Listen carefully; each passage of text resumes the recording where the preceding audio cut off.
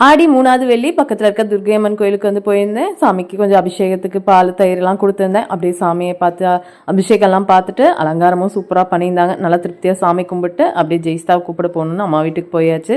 So 1 மணி ஆயிடுச்சு அம்மா வீட்டுக்கு போகிறதுக்கு. அப்படியே வண்டி வந்துருந்துச்சு, வெங்காய வண்டி. அப்படியே வெங்காயம் கொஞ்சம் வாங்கிட்டு அம்மா வீட்டுக்கு போனாலே ஒரு கப் காஃபி குடித்தாதான் அப்போ போயிட்டு வந்ததுக்கான அர்த்தமே. ஸோ அப்படியே காஃபி குடிச்சிட்டு ஜெயிஸ்தாவை கூப்பிட்டுட்டு வீட்டுக்கு வந்தாச்சு. இது வந்து சாட்டர்டே ஈவினிங் எடுத்த விலாகு.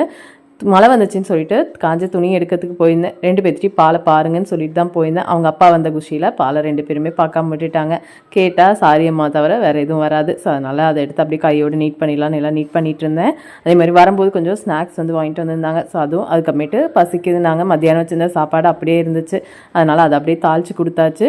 ஸோ அவங்க வந்துட்டாங்கனால கொஞ்சமாக 2 பேர்த்துக்கும் இப்போ டீ குடிக்கிறத கம்மி பண்ணியாச்சு. ஆனால் குடிக்காமல் இருக்க முடியல. அதனால் ஆளுக்கு ஒரு அரை டம்ளர் மட்டும் டீ போட்டு குடிச்சிட்டு அதுக்கப்புறமேட்டு கொஞ்சம் கிச்சன் கவுண்டர் டாப்லாம் கொஞ்சம் அழுக்காக இருந்துச்சு. அதனால் எல்லாம் நீட் பண்ணி விட்டாச்சு. இஞ்சி பூண்டு பேஸ்ட்டுக்கு பூண்டு உரிச்சு வச்சு ஒரு நாளைக்கு மேலேயே ஆயிடுச்சு. அது இன்னும் அரைக்கிறதுக்கு எனக்கு டைம் கிடைக்க மாட்டேங்குது. ஸோ நெக்ஸ்ட் மினி விலாகில் பார்க்கலாம்.